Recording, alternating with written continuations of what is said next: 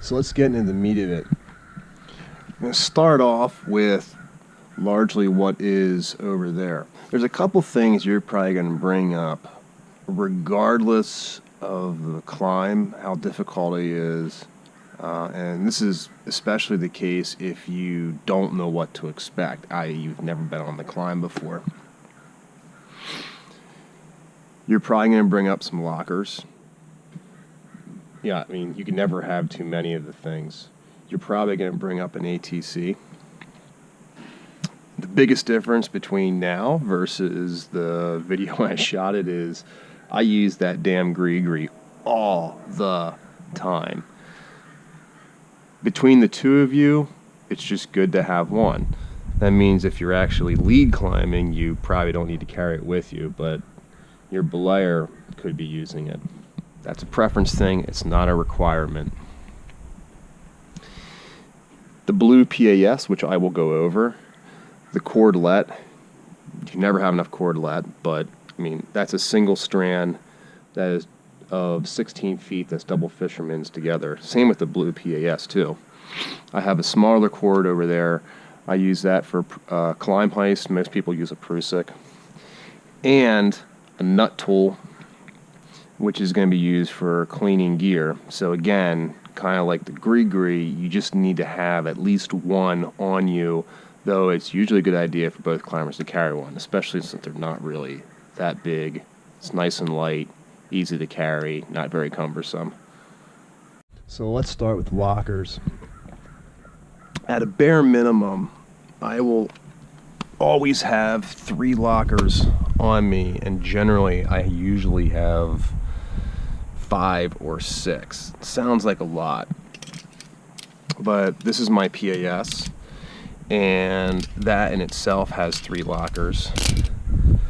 I will generally have a cordlet with me that I keep a locker on. My ATC I now carry with 2 lockers on it. And of course, like my gree has a locker, though I don't necessarily have that on me when I'm climbing. Now certainly you're probably not going to need all of those lockers, and even the video that I shot before, I certainly was not using that many or carrying that many lockers with me at any given time. It's just at this point now it's become more of a convenience than anything else, because that way I don't have to take the locker from this to put it onto here or vice versa. Lockers come in different flavors. Your traditional screw gates, which we're all aware of. There's mechanical auto-locking lockers, such as this one, or twist lock, I believe is what this is called. I can't rotate the collar when it's open, but as soon as it hits this position, it will, by spring action, will close off. One of the disadvantages of this thing, and I have not encountered this, but supposedly this collar or this action has a tendency to freeze up when it gets very cold. So ice climbers don't really like using this. To fix that, they've since invented this guy, which is a magnetron. There's just a set of magnets inside the nose right here, and when it hits, when the gate comes into the closed position, magnets attract these 2 little latches, and it is locked shut. I did not buy this. This was a gift, and a wonderful gift. I didn't really think it would be a good locker to have, but I absolutely love it. The one disadvantage I can think of, though, and I run it more on this, I have not had an issue with this, but this is a magnet, the Petzl Meteora helmet. It has a magnet in the clasp, which normally works great, but as I got out west, I discovered, well, granite, which there's tons of big granite walls, has a lot of heavy metals in it, which are magnetic. And so when you get to ledges or on the ground, all the dirt and the dust and sand, well, it attracts into the magnet, and then it gets into right here, and then this just doesn't lock shut. You can in fact see a lot of it already in there right now, and I generally have to clean this thing off when I bring this thing out almost every time. I can imagine that could be a same issue or a same problem with this particular locker, though I haven't encountered it yet. But let's say we're at a bare minimum here. How many lockers do we want to bring? Well, you're going to want a locker on your ATC. This is not a requirement. I just like using this in guide mode. We'll go over the ATC in the guide mode later. You're going to want a locker for your anchor system whenever you get to that. Now, maybe you just have bolts. You can use the same locker and clove into that. So at a bare minimum, 2 lockers is probably sufficient. Like I said, I take up a whole lot more than that, and that is really just a matter of making things efficient, which is very important, by the way. There is a safety advantage to having more lockers, and honestly, it's just a point, or it's just a piece of hardware that I can use to attach my cordlet to something, attach my ATC to something. I mean, it's just like having extra carabiners. So I don't really think, other than the weight, I really don't think there's much of a disadvantage to taking a ton of lockers with you. I'm sure you can have too much, but that's going to become pretty clear once you start racking up. You're also going to rack up an ATC. Now, everyone's first ATC probably looks a lot like this guy. It's just a singular tubular device, or a tubular blade device, I believe is what's really called. ATC, I don't know who coined the term. It supposedly stands for Air Traffic Controller. I don't know if that's true. Probably is, but whatever. This would work fine. Certainly, though, if you get to the end of a climb and you build your anchor, if you're going to belay somebody up with this, you would probably have this attached to, maybe extended off your harness, and your rope would then be going through some sort of directional, 2 draws, maybe a locker, back down to the climber. And a lot of ATCs now, I won't say most, but a lot of ATC now generally have some sort of guide mode function. And I use this almost exclusively, which is what this ring is in the rear of the ATC, and the necessity for having the extra locker. So rather than the ATC being attached to me and going through some sort of directional, it could be attached directly to the anchor point, and it'll be attached at this ring instead of down here on the wire. And so now the rope would then, coming from the climber, pass up through the back of it, come around, and then come up underneath. This is nice because it's auto locking. The rope on top will pinch down, cleat into the rope underneath, into these teeth. The teeth are not totally necessary, but they certainly help the thing function. And I find it just to be very convenient. It also gets the rope, it gets the rope or the device out away from your waist, so it makes managing the stack a lot easier. There are some cases, though, where it's just better to have it down here acting as a regular belay device. Again, this is a preference thing, and the situation might call for one versus the other. That's up to you. I'm just going to go over the options. As far as trad climbing goes, I do have a gree-gree. I love the gree-gree. I don't really use it too much for trad climbing because when you're rappelling off, you need something you can put 2 strands of rope through, and you can't do that with a gree-gree. So one of the differences between this video and the last is the gree-gree I use all the time. I use it for trad climbing. It's especially helpful for the belayer when they're trying to unstack the rope as you're climbing. It gives them the option of a free hand. Yes, you should never let go of this, but especially when you're doing long multi-pitches with a lot of wandering routes, they might not be able to see you. It's hard to pay it, you know, maybe communication is an issue and you're trying to manage other things as well. It's just one more degree of safety. So I've become a huge fan. Again, it's not a necessity, but I certainly believe it to be a really good idea. Now, I believe it's Eldred makes a ATC that auto locks. I have not used it. I don't know much about it. I'll put a link to it in this video, but that could also be an option that saves you on the wait. Again, everyone has their own way of doing this and their own ideas of what to bring. I don't see it as being a big hindrance.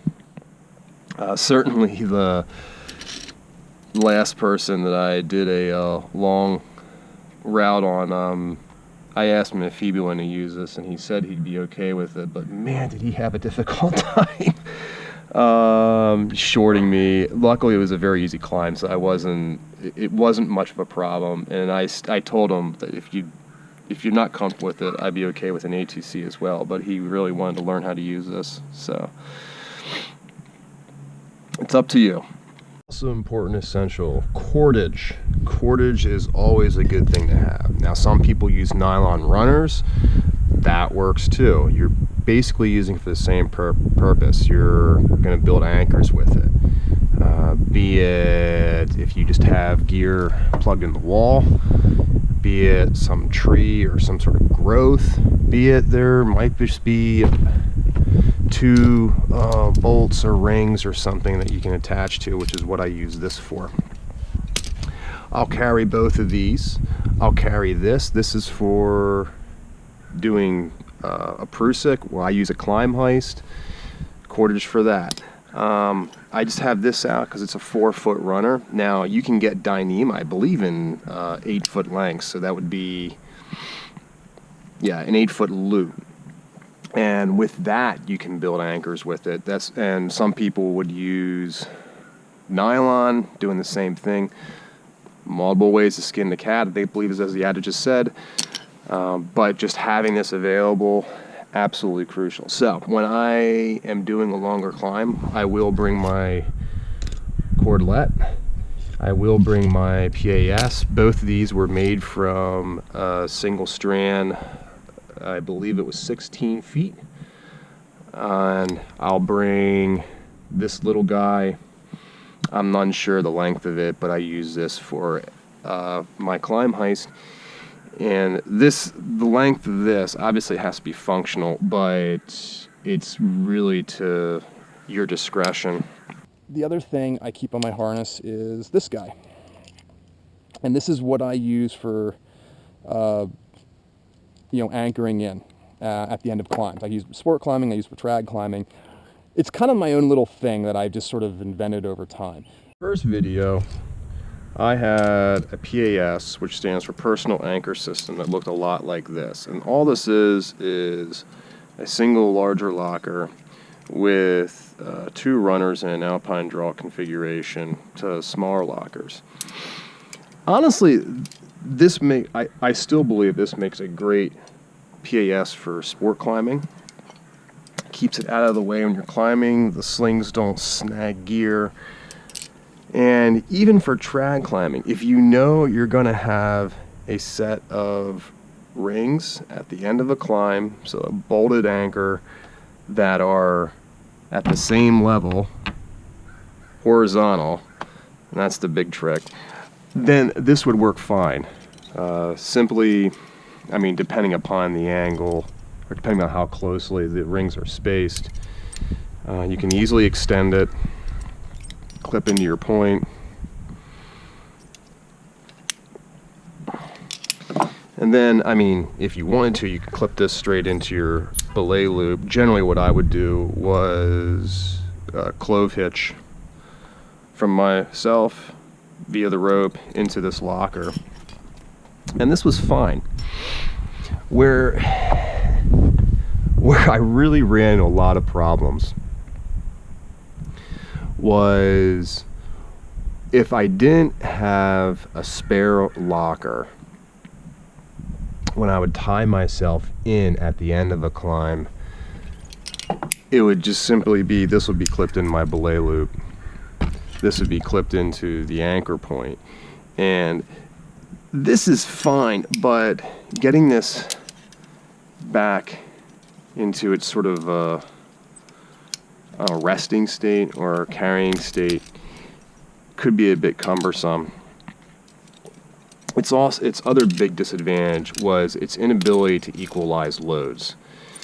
Now, for myself anyway, if your two bolts or your two rings are horizontal to each other, well then this equalizes fine to you, but what about the person you're belaying? So I'm out here, this is fine, this is equalized, but if the follower is climbing up in this direction, this is not equalizing a load to them. As I later discovered, I don't know why this is the case a lot of the times, but it certainly seems to be true, and I'm sure there's a good reason for it. You would find bolts that were where one would be above the other, much like that. I'm not really sure why that's done, but obviously in this case, this load is not equalized. Now my first solution to this was just to simply use a 4-foot runner. So I clip one point in there, one point in here. In the case of an anchor system that's already in place in the wall, I would have a little locker on here and then clip into that.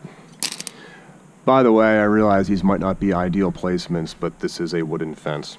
Anyway, I'd attach 2 points here and then just simply point this in the direction that I want it to be equalized in and tie a bight. Simple, easy, effective, and that certainly works. The problem with that is the 4-foot span sometimes just is not long enough, and the other issue with that is you have to untie this knot every time that you got to a new set because it might equalize differently. Now a lot of people do use this method, and carrying this around is sort of, everyone has their own way of doing that. They might just leave the bight tied in, they might just wrap it up, clip it to a locker, they might carry it with other lockers. I honestly wanted just an all-one encompassing PAS, and I eventually learned of a way of doing it with a 4-foot runner, with another runner, that achieved all of those goals. Unfortunately, it was very, very short, and eventually I bought a 16-foot length of cordlet and did what I'm about to show you. So it looks like this. This is just I think this is slightly shorter than 16 feet, but it's tied together with double fisherman's. You can look up how to tie that. And what we do is we pull this out. I try to keep everything nice and even, and we're going to double it up. And I'm going to try to keep this knot on towards this end. There is a reason for that. So now we're nice and doubled up.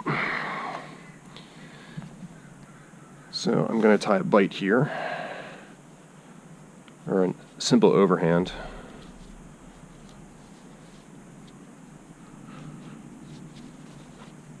And I'm going to do the same on the other end.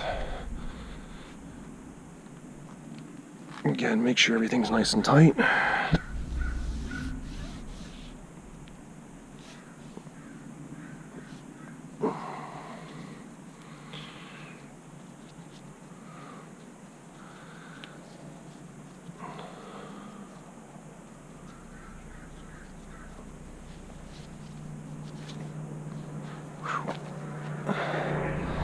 And now we take our lockers.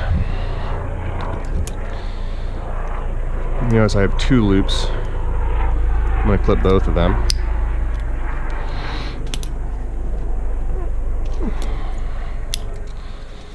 And there is 4 strands. I'm going to clip 2 of them. And that's the new PAS. So this PAS does everything the last one did, plus a few things more. Its biggest advantage is it's self-equalizing. So at any 2 points, no matter where I pull this, it will still equalize. It also offers the advantage of having an extra 2 strands for another point of attachment. That could be the follower, that could be the other climber, that could be maybe your belay point. So in this scenario, I might attach my ATC right there in guide mode. And now that's equalized in one direction, and I'm equalized in a different direction. The fact that I am clipped into 2 strands and not 4 saves this from the problem with the American Death Triangle. So the knot will stop that. And I mean, I don't know how that knot would come undone, but even if it would just end up where this is here. That's in case of a failure of one of your attachment points, so your anchor points. Yeah, the only disadvantage of this guy, and it's not much of a problem, is when I'm carrying it around. Give me one moment.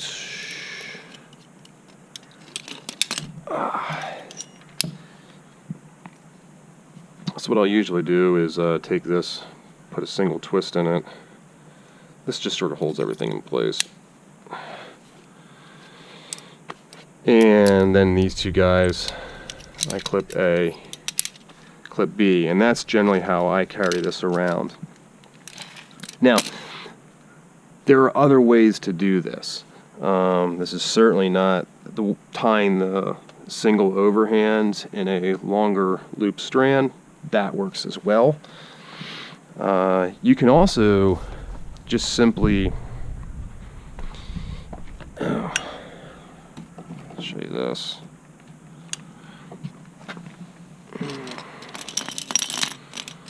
I have a locker. Rather than just clipping both of these, if you put a single twist in just one, as such, okay, this achieves the same thing, and that single twist, if you were to lose one of your anchor points, it's still attached. Only thing I don't like about that, and it's not really a big deal, is that you get that far of a fall with a non-stretching non-stretching thing. Not that this doesn't have the same problem, but I can tell you, if you've ever fallen, just on maybe a runner, you're clipped into something and you just fall 1 foot, oh my God, does that ever hurt? But that's another solution. And certainly if you have a rope going from your attachment point to wherever, that'll take some stretch. A climbing rope, that is. Like I said before, there are multiple ways to do this. This is just what I do. Now certainly you're not always going to have a nice set of rings or bolts in which to clip into. Sometimes you have to build an anchor. Maybe there's a tree there, maybe there's some growth. They're usually nice because it makes things really easy. You can see lots of videos of me doing that. Or you got to build something, and certainly that is fairly commonplace on climbs that don't receive a whole lot of traffic, or just very long. Maybe the areas just have some sort of conditions on that. Yeah, however that you might encounter that, this is where just having a nice long strand of cordelet. Now this is same length as the PAS right here. This is the way I do this. I don't see many other people do it this way. I like to just lace these together. Doesn't take long to do, keeps everything compact, and it's very easy.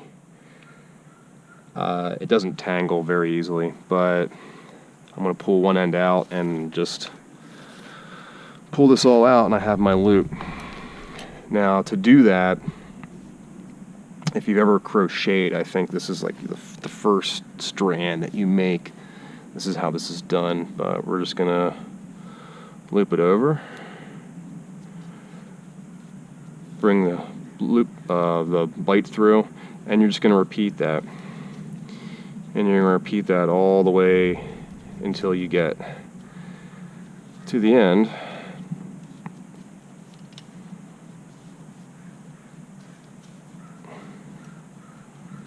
I'm being just a little sloppy about this. Actually, not that bad, but. And when we get to the end here, I'm actually going to take this bite, put it through, and then those are the two ends that I will clip into my locker. I like to keep the knot on one end, and that just indicates to me which one I don't want to pull through, because if I pull this through, it doesn't just pull out like I would on this end. But yeah, pull that loop through and this whole thing will come apart. So cordlet, let's say I had to build an anchor. Here's my 3 points minimum. I like to try to do 4, but this length, and by the way, this was a pre-cut length. I did not buy this cord and had it cut to this length. But this length of cord works very well for 3 points of attachment. What I could try to do if I want to get 4 maybe would be to get like a nut or some sort of passive protection and maybe slot it in that crack and then attach it to the same point I'm going to attach it here. So we'll go 1, 2, 3, and we're going to pull that all out until it is equalized in the direction that I want to protect in. Bear in mind where this knot is. You want to really kind of keep it out of the way if you can. In this case, I'm going to kind of try to work it up towards probably about there. And then all of this, once I have in that direction, simple overhand. Pull those strands nice and tight. Pretty up the knot. And there's a good anchor point. But you can do this with trees. You can do this with bushes if you feel they're strong enough. You can even do this with rocks. Maybe there's just this little column of rock. You can wrap that sucker. Whatever might be good for the situation. But a cordlet, just having a single length of cordlet, will service that well. Now, I could, because as I mentioned, this is the same length as this, I could just bring this and then untie that and use that. It's less gear to bring up. Again, I'd bring both just simply out of convenience. I'd rather not have to untie that and retie that as I need it. If I can just have both with me. This is, having both with me is not that much more weight. I don't feel it's really much of a hindrance. Also included amongst the essentials is a smaller length of cordlet. Again, this is just the single length that has been tied together, double fisherman's, and I use this for tying my climb heist, or most people use a prusik. I'm not going to go over how to tie that. You can look it up. It's very, very simple. And this is used really for when rappelling. You're not generally rappelling with the gree-gree. You can do that in some situations, but it's a safety. If something were happening with my brake hand and I lose control of the rappel, this can catch the rope and prevent me from plummeting to my demise. So it's not something I really actively used a few years ago, and recently I've been far more diligent about using it because, hey, why not? The last of the essentials is this guy, your nut tool, which you'll probably use more for cams and nuts, because just hooking into any sort of linkage, believe me, you'll need it. I have a little tether on here. I did not have one in the earlier video. I did mention it though. Yeah, this is kind of nice to have. Before, what I would do is like take a runner and clip that onto myself, then clip in into the runner. Why not just always have it attached? It's cheap. In fact, I think sometimes when you buy them, they'll just give you one along with the purchase of the nut tool itself. But yeah, I mean, if you're following, you're trying to fish out gear, maybe you come across some booty, who knows. This has been pretty handy tool, pretty essential tool, and absolutely I include it with every rack that I put together, as well as just about everybody else that I know. So I think that covers the essentials. Those were all things that, regardless of the rack you're going to build out, if you're going to get into trad climbing, you're probably want to buy all of that stuff first, or you already have it. I mean, I think everyone has an ATC. This usually included with like beginner packs. You probably have a harness of some sort. You probably should have a helmet, and if you don't, worthwhile purchase, as well as the cordage and some lockers. So let's get on to the rack itself.